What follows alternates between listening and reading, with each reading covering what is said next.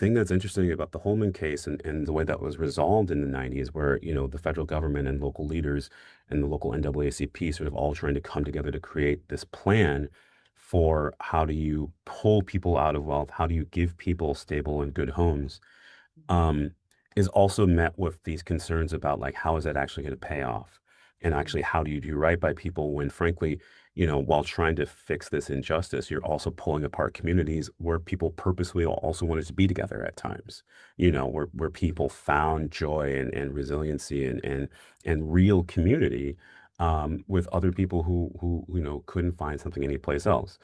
Um, those stories are so difficult to find. And Mm, those stories, I think, also speak to a version of Minneapolis that people don't always recognize, that people won't willingly recognize. But mhm, the reality is, if you didn't have communities like that, you wouldn't have things like the Minneapolis Sound. And if you didn't have the Minneapolis Sound, would you have Prince?